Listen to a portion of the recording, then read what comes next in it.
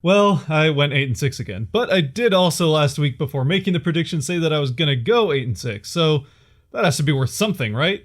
But either way, as we do reach the half point of the NFL season, let's just say that my remarkable consistency over the second quarter of it was not necessarily matched with the level of accuracy that I would have liked to see in the picks. But as far as week 8's games are concerned, and the 6 of those that I got wrong, well, let's just say that every now and then I don't necessarily mind being wrong, and sometimes I even downright like being wrong.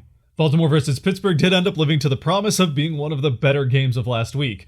Unfortunately, though, I ended up on the wrong side of it as Pittsburgh ended up pulling that game out. But while I saw that game pretty much being kind of a toss-up, I don't think that there are many people that saw Cincinnati beating Tennessee, even for as feisty as Cincinnati has been despite their record.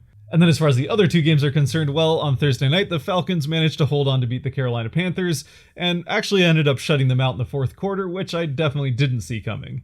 But while the Falcons failed to look, well, quite frankly like themselves, the Chargers managed to pick up the slack by blowing yet another fourth quarter lead, this time to the Broncos. By the way, these two teams do actually play each other in Week 14 this year, so that should be an interesting game to watch, especially in the fourth quarter. But now we get to Week 9 and the start of the second half of the NFL season. So let's see if I can't get back on track with my predictions to more what it was looking like during the first few games of the year.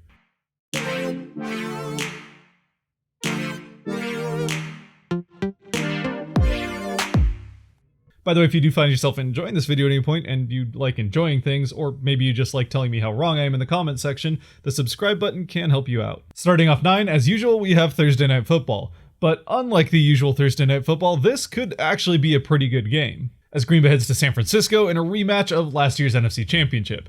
However, this time, I think that I see a slightly different outcome from the game that sent the 49ers to the Super Bowl. And while granted, neither of these teams looked particularly good in Week 8, with the 49ers barely managing to at least not get blown out by the Seahawks, and the Green Bay Packers losing to a Vikings team that, like I said last week, seemed to have given up on the season coming into this game. In the end, though, I do think that the deciding factor in this game is going to be the health of these two teams, because while Green Bay hasn't necessarily been the picture of health throughout the season, they are nothing compared to what the 49ers have gone through in being completely devastated by injuries throughout the course of this season. And as the Packers hope to get Aaron Jones back by Thursday's game, on a short week, the 49ers on Sunday lost both George Kittle and Jimmy Garoppolo, so we will have to see whether either one of these two players can end up getting healthy enough to play on Thursday. Although to be fair, based on how he's played over the last few weeks, I'm not sure how much the 49ers miss out if Garoppolo isn't healthy enough to play on Thursday.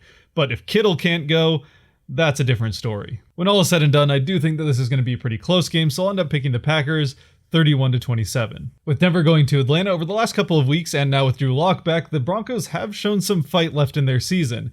Meanwhile, Atlanta has managed to not blow a game for the second time this year. That being said, as things stand right now, both of these teams have some pretty significant holes, and I don't necessarily see either one of them being playoff contenders.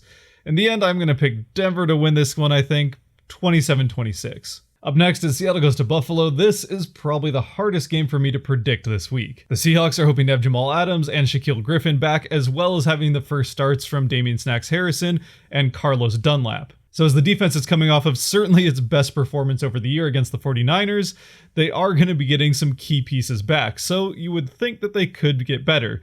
That being said, I do think that Josh Allen is much better than Jimmy Garoppolo, and even what we saw from Mullins. Plus, it does have to be said that Kittle aside, Buffalo does have 2, maybe 3 receivers that are better than anybody that San Francisco had. So I do expect that once again, the Seattle defense will be tested. On the other side of the ball, the Bills defense hasn't necessarily been as stingy as I thought they were going to be coming into the season.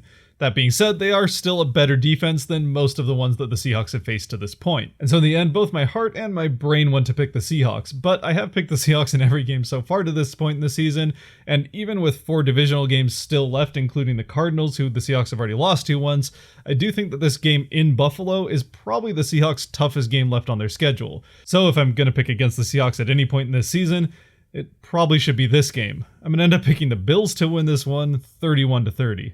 But I do obviously still hope, and honestly kind of think that I will be wrong about that. As Chicago goes to Tennessee, after a 5-0 start, the Titans are coming off of back-to-back losses. One to a very good team, which might be the best team in the AFC, and one to a team that, well, wasn't expecting to do a whole lot of winning coming into the season. Meanwhile, with the Bears, well, that defense is still performing very well, and honestly trying to drag that team kicking and screaming to hopefully a wild card, and maybe even a division if the Packers continue to stumble. That offense is absolutely terrible. So while over the last couple of weeks there have been plenty of questions raised about this Titans defense and what it has managed to do against the Steelers, and especially what it was able to not do against Joe Burrow, I do still think that they should be able to slow down this Bears defense enough to get the win. I have the Titans winning this one 24-20. As the Ravens go to Indianapolis to play against the Colts, this is a matchup that is always personal for the fans in Baltimore. And if the way that they bounced back from their last loss is any indication, I would expect them to bounce back in a pretty big way against the Colts. But because the Colts do have what I still think is a fairly formidable defense, even though they did give up a fair number of points to the Lions, I will dial it back a little bit. I have the Ravens winning this one 24-17. With Carolina going to Kansas City, look, even if Christian McCaffrey could come back from this game, I wouldn't necessarily expect the Panthers to bring him back for it because in the end, the Chiefs, even with him, are still a much more talented team. And that's why I have them winning this game 34-20. With Detroit going to Minnesota to face the Vikings, at this point in the season, I don't really see either one of these teams making the playoffs. And honestly, I could see either one of them winning this game.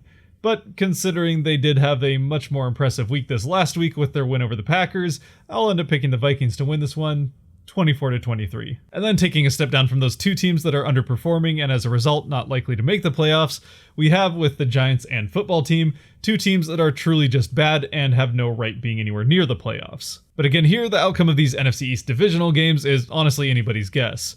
But I like the idea of the two teams playing in New Jersey picking 1 and 2 in the draft that's coming up. So I'll pick the DC football team 21-17. And then as we reach week 9's peak of terrible games, we have the somebody has to win this game of the week, featuring the Houston Texans and the Jacksonville Jaguars. And sure, while a 1-6 start could have been a little bit more predictable for the Jaguars, I certainly didn't see either one of these teams being this bad at this point in the year. But here we are with an AFC South matchup of two 1-6 teams.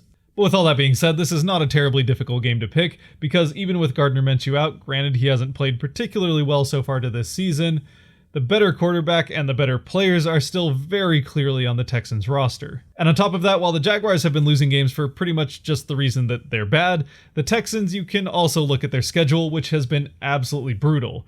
Plus, their only one win so far this season did come against the Jaguars, so I'll end up picking the Texans to win this game 31-20. As we move into the evening games with the Raiders against the Chargers, both of these are teams that I thought were going to be on the outside of the playoffs looking in, but have also both shown signs of life so far to this point in the season. That being said, the Chargers have managed to blow some of those games that they probably should have won, while the Raiders have won some games that people probably didn't think they were going to. And so I still do really like those Chargers uniforms and think that there's a bright future for Herbert. I am going to end up picking the Raiders to win this one because, well, they've shown that they know how to win games so far in this season. They end up winning 29-27. Up next is the Steelers' demolition of the Dallas Cowboys, winning 35-10. And although it would be really funny if the Cowboys did end up managing to win this game somehow, I don't think anybody wants the eventual outcome that would be Skip Bayless then picking the Cowboys to win the Super Bowl after them defeating the last unbeaten team. Coming off of that, though, we have another one of the better matchups of this week with the Dolphins against the Cardinals, in two teams that are surprisingly very much in the hunt for a wildcard spot in the playoffs, and potentially maybe even sneaking out a division win in the case of the Cardinals, although I still kind of doubt it. Meanwhile, with the Dolphins, as a Seahawks fan, I do have to say that I have been very happy with their performance so far to this point in the season. Especially considering, although they did put up a fight against the Seahawks much more than I was expecting, they didn't necessarily make me sweat that game out until the bitter end like most of the teams the Seahawks have played, and the Seahawks did come out on top. Meanwhile, the Dolphins did manage to put an absolute beatdown on the 49ers, and then most recently on the Rams. In the end though, while this matchup of Kyler and Tua could be a very good one 4 years down the road when these teams face off again, I don't necessarily think that Tua has had enough experience to be able to keep up with Kyler and that Cardinals offense. So I am going to end up picking the Cardinals to win this one, 27-20. As we get to Sunday Night Football, we have what is already the second matchup of Breeze versus Brady in the South. And this one could very well be to decide who ends up winning this division. When these two teams faced off for the first time in Week 1, the Saints did end up winning that game and looked fairly decisively like they were the better team.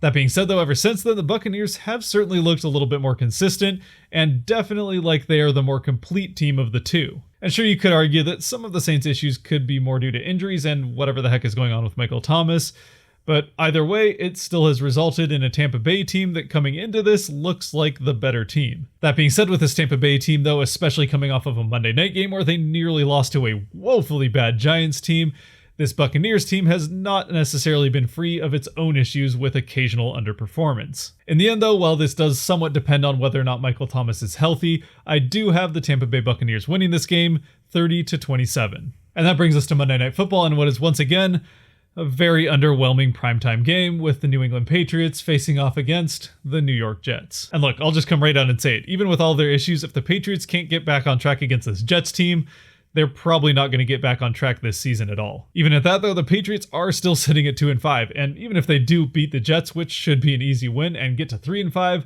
they still will be sitting at third place in the division regardless of what happens in the Dolphins-Cardinals game. And on top of that, they have very much set themselves up with this disappointing start to have an uphill battle to even get that 7th seed in an AFC that is surprisingly starting to get pretty filled out at the top. But again, as far as this game is concerned, it should absolutely be a get-right game for the Patriots. I have them winning this one 27-13. Alright, that will bring me to the end of my Week 9 picks. As always, if you have made it to this point, thank you very much for watching. If you like this video, do hit that like button down below. If you really liked it, maybe even enjoyed it, the subscribe button is still down there. As always, I would love to hear your comments on Week 9 and what you expect to see, or just what I got wrong down in the comments section below.